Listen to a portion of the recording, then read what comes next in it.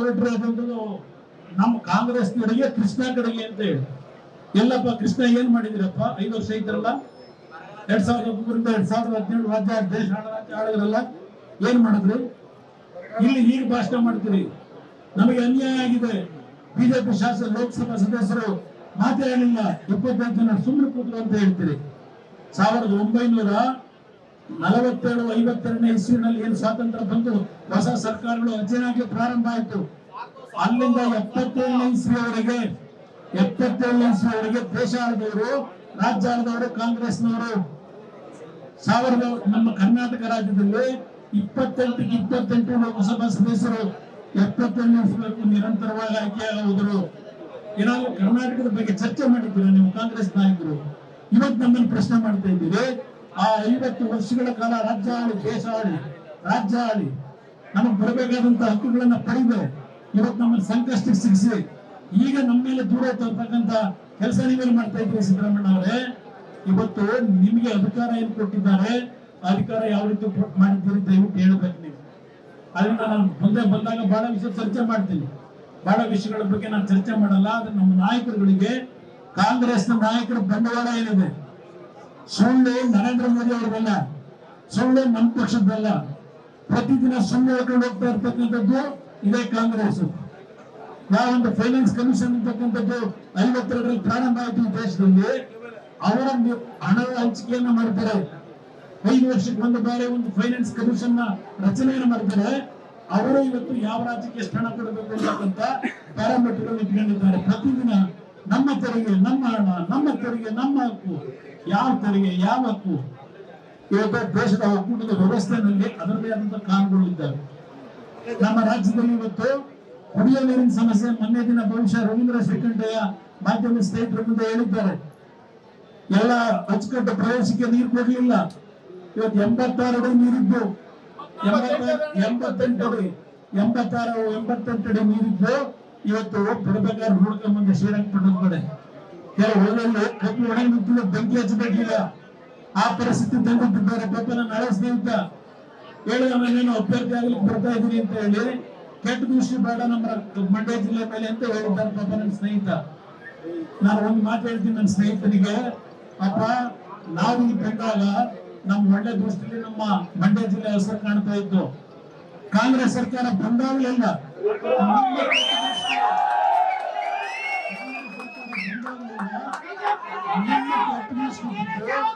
ನಮ್ಮ ರೈತರ ಮನೆ ಹಾಳು ಮಾಡ್ತಿರೋರು ನೀವು. ಇವತ್ತು ರಾಜ್ಯದ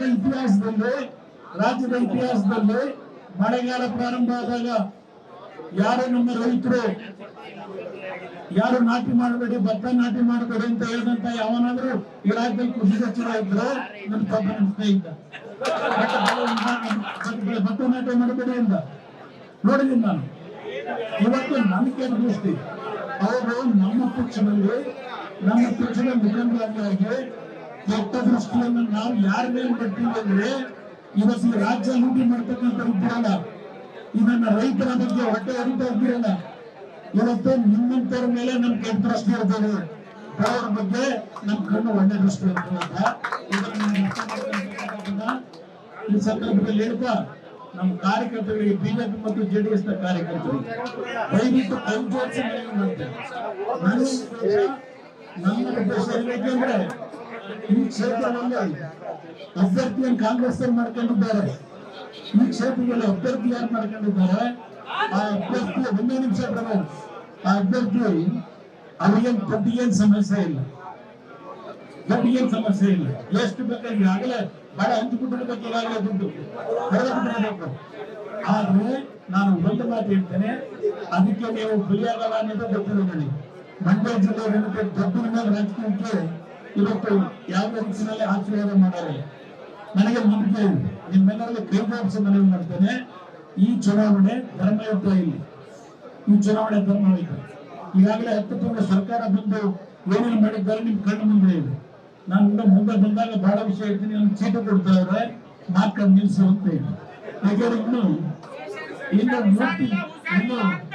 ಇನ್ನು 4-5 ದಿವಸ ಆಸ್ಪತ್ರೆಯಿಂದ ಪಾಪ ನನ್ನ ಸ್ನೇಹಿತರು ಹೇಳೋರು, ಏನ್ ಚುನಾವಣೆ ನಡೆಸಿದ್ರೆ ವೀಲ್ ಚೇರ್ ಮೇಲೆ ಬರ್ತಾರೆ, ಆತಲ್ಲಿ ಬರ್ತಾರೆ ಅಂತ ಹೇಳಿ. ನನಗೆ ಅಂತ ದುರ್ಗತಿ ದೇವರು ಕೊಟ್ಟಿಲ್ಲ ನನಗೆ. ನನ್ನ ಆರೋಗ್ಯ 3 ಬಾರಿ ಹೃದಯ ಚಿಕಿತ್ಸೆ ಆಗಿದ್ರು. ಆ ದೇವರು ನಿಮ್ಮಂತ ಪುಣ್ಯಾತ್ಮ ಇದ್ರಲ್ಲ, ನನಗೆ ಶಕ್ತಿ ಕೊಟ್ಟಿದ್ರಿ, ಈ ದೇಹಕ್ಕೆ ಶಕ್ತಿ ಕೊಟ್ಟಿದ್ರಿ. ವೀಲ್ ಚೇರ್ ಮೇಲೆ ಬರ್ತಕ್ಕಂಥ ಅವಶ್ಯಕತೆ ನನಗೆ ಇಲ್ಲಪ್ಪ, ನೇರವಾಗಿ ಕೂತು ಬರ್ತೀನಿ. ನಾನು ನಾಟಕ ಆಡ್ಕೊಂಡು ವೀಲ್ ಚೇರ್ ಮೇಲೋ ಇಲ್ಲ ಶಾಲೆ ಹೊತ್ಕೊಂಡು ಅಯ್ಯೋ ನನಗೆ ಆಗ್ಬಿಟ್ಟೈತೆ, ಅಯ್ಯೋ ನನಗೆ ಆಗ್ಬಿಟ್ಟೈತೆ ಅಂತ ಕೊಡಲ್ಲ. ಇವತ್ತು ನಿಮ್ಮ ಮುಂದೆ ಬಂದು ನಿಂತಿದ್ದಾನೆ. ಎರಡೇ ಪಕ್ಷದ ಮುಖಂಡರಿಗೆ ನಿಮ್ಮಗಳನ್ನ ನಿಮ್ಮ ಗೌರವ ತಂದುಕೊಡ್ತಕ್ಕಂಥದ್ದು ನಮ್ಮ ಜವಾಬ್ದಾರಿ. ವಿಜೇಂದ್ರ ಅವರಿದ್ದಾರೆ, ಅಶ್ವಥ್ ನಾರಾಯಣ್ ಇದ್ದಾರೆ, ನಮ್ಮ ಪುಟ್ಟಣ್ಣ ಇದ್ದಾರೆ. ನಾವೆಲ್ಲರೂ ಒಂದು ಮಾತು ಕೊಡ್ತೇವೆ, ನಿಮ್ಮೆಲ್ಲರಿಗೆ ನಾವು ಗೌರವವನ್ನು ತುಂಬಿಕೊಡ್ತಕ್ಕಂಥದ್ದು ಸಣ್ಣ ಕಾರ್ಯಕರ್ತನಿಗೂ ನಮ್ಮ ಜವಾಬ್ದಾರಿ. ಯಾವ ಅಪನಂಬಿಕೆ ಬೇಡ.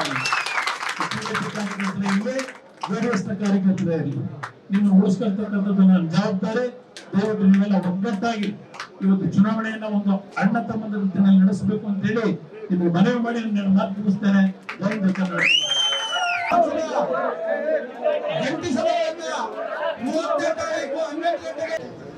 ಗಂಡುಮೆಟ್ಟಿನ ನಾಡಾಗಿರ್ತಕ್ಕಂಥ ಮಂಡ್ಯ ಲೋಕಸಭಾ ಕ್ಷೇತ್ರದಲ್ಲಿ ಬಿಜೆಪಿ ಮತ್ತು ಜೆಡಿಎಸ್ ಜಂಟಿಯಾಗಿ ಲೋಕಸಭಾ ಚುನಾವಣೆ ಪರವಾಗಿ ಇವತ್ತು ಪ್ರಚಾರವನ್ನು ಶುರು ಮಾಡಿದ್ದೇವೆ. ಈ ಶುಭ ಸಂದರ್ಭದಲ್ಲಿ ವೇದಿಕೆ ಮೇಲೆ ಆಸೀನರಾಗಿರ್ತಕ್ಕಂಥ ಮಾಜಿ ಮುಖ್ಯಮಂತ್ರಿಗಳು, ಜಾತ್ಯತೀತ ಜನತಾದಳದ ಅಧ್ಯಕ್ಷರು, ಮಂಡ್ಯ ಲೋಕಸಭಾ ಕ್ಷೇತ್ರದ ಭಾವಿ ಸಂಸದರು ಆಗಿರ್ತಕ್ಕಂಥ ಸನ್ಮಾನ್ಯ ಶ್ರೀ ಎಚ್ ಡಿ ಕುಮಾರಸ್ವಾಮಿ ಅವರೇ, ಹಿರಿಯರಾಗಿರ್ತಕ್ಕಂಥ ಮಾನ್ಯ ಶ್ರೀ ಜಿ ಟಿ ದೇವೇಗೌಡ್ರೆ, ಆಪ್ತರಾಗಿರ್ತಕ್ಕಂಥ ಅಶ್ವಥ್ ನಾರಾಯಣ್ ರವರೇ,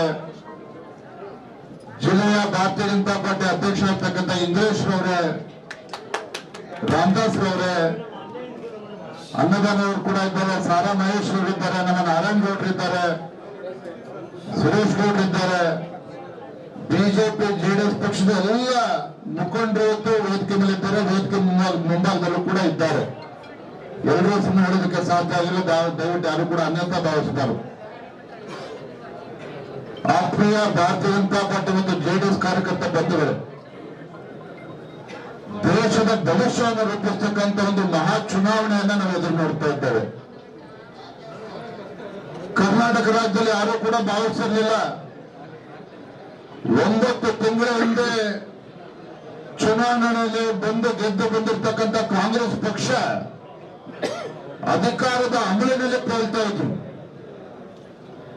ರಾಜ್ಯದಲ್ಲಿರ್ತಕ್ಕಂಥ ಕಾಂಗ್ರೆಸ್ ಪಕ್ಷ ಅಧಿಕಾರದ ಅಮಲಿನಲ್ಲಿ ತೇಲ್ತಾ ಇರ್ತಕ್ಕಂಥ ಸಂದರ್ಭದಲ್ಲಿ ಎಂತ ದಾರುಣ ಪರಿಸ್ಥಿತಿ ರಾಜ್ಯಕ್ಕೆ ಬಂದಿದೆ ಅಂತ ಹೇಳಿದ್ರೆ, 130ಕ್ಕೂ ಹೆಚ್ಚು ಶಾಸಕರನ್ನ ಗೆದ್ದು ರಾಜ್ಯದಲ್ಲಿ ಆಡಳಿತ ನಡೆಸಿರ್ತಕ್ಕಂಥ ಕಾಂಗ್ರೆಸ್ ಪಕ್ಷ ರಾಜ್ಯದಲ್ಲಿ ಭೀಕರ ಬರಗಾಲ ಇದೆ ಇವತ್ತು. ಯಾಕೆಂದ್ರೆ ಮಂಡ್ಯದಲ್ಲಿ ಇವತ್ತು ನಿಂತ್ಕೊಂಡು ನಾವು ಮಾತನಾಡ್ತಾ ಇದ್ದೇವೆ. ರಾಜ್ಯದಲ್ಲಿ ಇವತ್ತು ಭೀಕರ ಬರಗಾಲ ಇದೆ. 800ಕ್ಕೂ ಹೆಚ್ಚು ರೈತರು ಆತ್ಮಹತ್ಯೆ ಮಾಡಿಕೊಂಡಿದ್ದಾರೆ. ಇವತ್ತು ನಾಡಿನಲ್ಲಿ ಇವತ್ತು ಜನ ಜಾನುವಾರುಗಳಿಗೆ ಕುಡಿಯಕ್ಕೆ ನೀರು ಸಹ ಎಲ್ಲ ಪರದಾಡ್ತಾ ಇದ್ದಾರೆ. ಇವತ್ತು ಇಂಥ ಪರಿಸ್ಥಿತಿಯಲ್ಲೂ ಕೂಡ ರಾಜ್ಯದ ಮುಖ್ಯಮಂತ್ರಿ ಅನ್ಸ್ಕೊಂಡವರಿಗೆ ಒಬ್ಬ ರಾಜ್ಯದ ಮುಖ್ಯಮಂತ್ರಿಯಾಗಿ ಇವತ್ತಿಂತ ಸಂಕಷ್ಟದಲ್ಲಿ ಇವತ್ತು ರೈತರ ಸಂಕಷ್ಟಕ್ಕೆ ಸ್ಪಂದನೆ ಮಾಡಬೇಕು ಅಂತಕ್ಕಂಥ ಎಳ್ಳಷ್ಟು ಕೂಡ ಕನಿಕರ ಹೊಂದಿರತಕ್ಕಂಥ ಒಬ್ಬ ಮುಖ್ಯಮಂತ್ರಿ ರಾಜ್ಯ ಪಡೆದಿದೆ ಅಂತ ಹೇಳಿದ್ರೆ ನಿಜವಾಗ್ಲೂ ಕೂಡ ನಾಡಿನ ದುರಾದೃಷ್ಟ ಅಂತ ಹೇಳಿ ಸಂದರ್ಭದಲ್ಲಿ ಹೇಳೋದಕ್ಕೆ ಇಷ್ಟಪಡ್ತೇನೆ. ಒಬ್ಬ ಮುಖ್ಯಮಂತ್ರಿ ಆಗಿರ್ತಕ್ಕಂಥವ್ರು ಯಾವುದೇ ಒಂದು ಸಮಾಜದ ಮುಖ್ಯಮಂತ್ರಿ ಅಲ್ಲ. ಈ ರಾಜ್ಯದಲ್ಲಿರ್ತಕ್ಕಂಥ 6.5 ಕೋಟಿ ಜನರಿಗೆ ಮುಖ್ಯಮಂತ್ರಿ ಅನ್ನೋದನ್ನು ಕೂಡ ಮರೆತು ಇವತ್ತು 9 ತಿಂಗಳಾಗಿದೆ.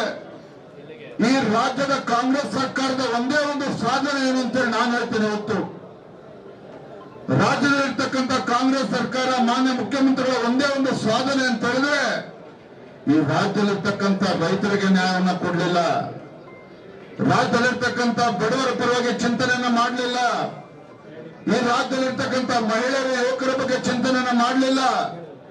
ರಾಜ್ಯದಲ್ಲಿರ್ತಕ್ಕಂಥ ಕಾಂಗ್ರೆಸ್ ಸರ್ಕಾರದ ಒಂದೇ ಒಂದು ಸಾಧನೆ, ಮುಖ್ಯಮಂತ್ರಿಗಳ ಒಂದೇ ಒಂದು ಸಾಧನೆ ಅಂತ ಹೇಳಿದ್ರೆ, ಜಾತಿಗಳ ಮತ್ತೆ ವಿಷಬೀಜವನ್ನ ಬಿಟ್ಟು ಇವತ್ತು ರಾಜಕಾರಣ ಮಾಡೋದಕ್ಕೆ ಹೊರಟಿದ್ದಾರಲ್ಲ.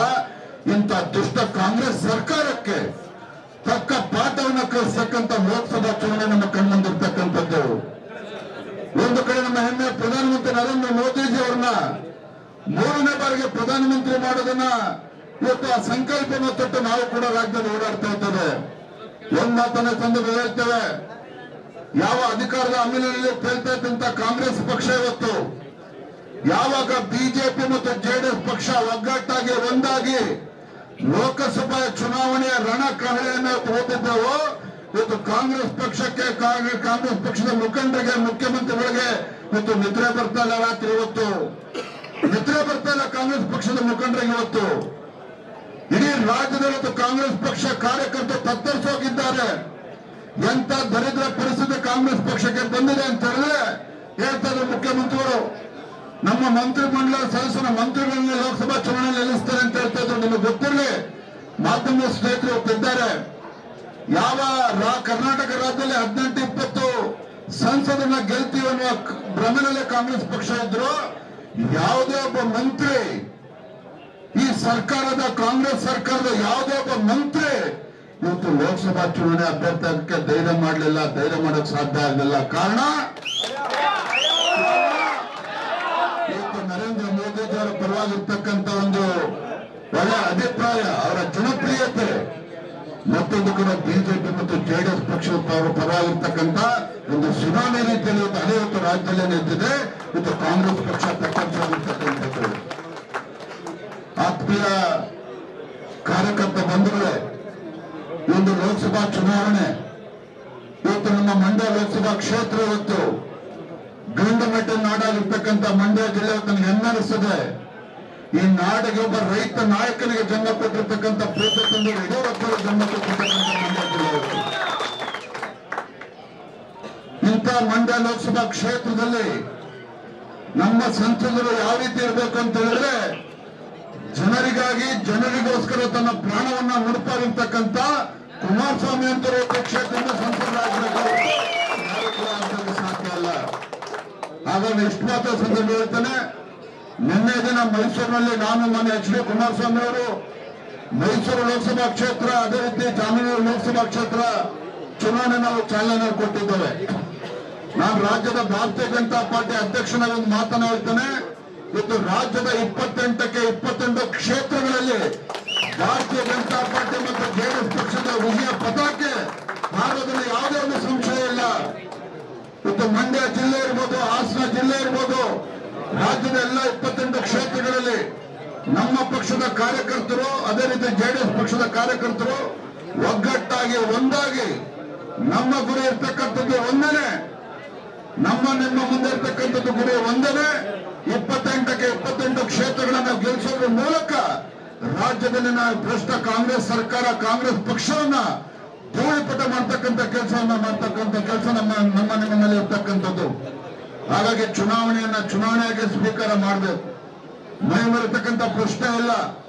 ಮಾನ್ಯ ಕುಮಾರಸ್ವಾಮಿ ಅವರು ಕೂಡ ರಾಜ್ಯದಿಂದ ಪ್ರವಾಸ ಮಾಡೋರಿದ್ದಾರೆ.